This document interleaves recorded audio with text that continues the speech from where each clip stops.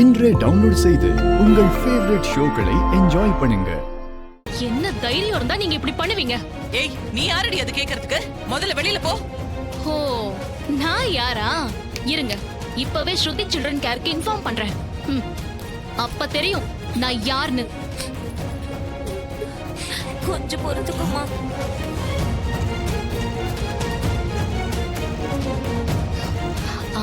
Hello,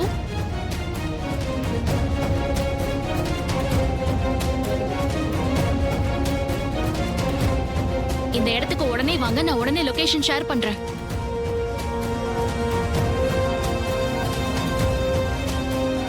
நான் கேட்டாலாம் பதில் சொல்ல மாட்டீங்க. இப்ப அவங்க வருவாங்கல்ல, கேட்பாங்க, அப்ப பதில் சொல்லுங்க. நீ யார வேணா வர சொல்லு, எனக்கு எந்த பிரச்சனையும் கிடையாது. இப்ப மரியாதையா இந்த குழந்தைகிட்ட மன்னிப்பு கேளுங்க. ஏய், சும்மா நிறுத்தடி. மன்னிப்பா? நானா? நீங்க தான் மன்னிப்பு கேட்கணும். கேளுங்க. மன்னிப்பெல்லாம் என்னால கேட்கவே முடியாது. வலிக்குதா?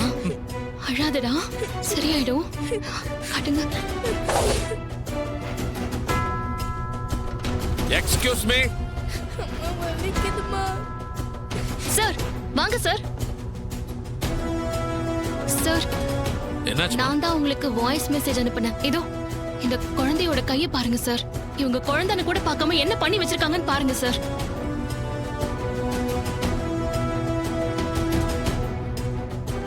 ஒரு ஆளை துன்புறுத்துறதே தப்பு, அதுலயே குழந்தைய துன்புறுத்தி இருக்கீங்க. இவங்க மேல கேஸ் ஃபைல் பண்ணுங்க. Okay sir.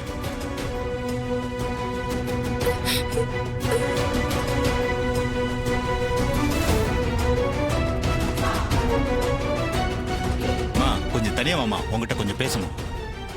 சார், தனியா எதுக்கு சார் பேசணும்? அதெல்லாம் ஒண்ணும் தேவையில்லை. முதல்ல கேஸ ஃபைல் பண்ணுங்க. இவங்களுக்கு தண்டனை வாங்கி தராம நான் இங்க இருந்து போக மாட்டேன். ஏமா, பேசாம மன்னிப்பு கேட்டு இழப்பீடா ஏதாவது கொடுத்துடுங்கம்மா. நான் மன்னிப்பு கேட்கணுமா? மன்னிப்பு கேட்கலன்னா கேஸ் ஃபைல் பண்ணுவாங்க. கேஸ் ஃபைல் பண்ணா பெரிய விஷயமாகும். அதுவும் 10 வயசு கீழே இருக்கிற குழந்தைக்கு ஏதாவது பிரச்சனைனா உங்க கம்பெனிக்கே சீல் வச்சிருவாங்க. அதனாலதாம்மா சொல்றேன், வேற வழியே இல்ல. ஏதாவது காம்பன்சேஷன் கொடுத்தே ஆகணும். காம்பன்சேஷன் கொடுத்தாலும் பத்தாது, மன்னிப்பு கேட்கணும். வேற வழியே இல்ல. பாதிக்கப்பட்டவங்கள்ட்ட மன்னிப்பு கேளுங்க.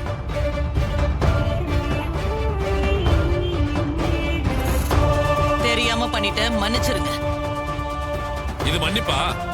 இந்த குழந்தை காலில் விழுந்து மன்னிப்பு கேளுங்க. அப்பதான் அந்த வலி உங்களுக்கு புரியும். இனிமே யாரும் இப்படி பண்ண மாட்டாங்க.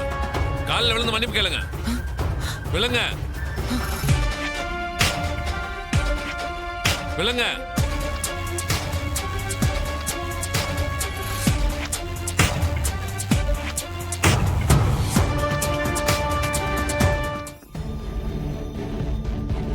தெரியாம பண்ணிட்டேன், என்ன மன்னிச்சிரு.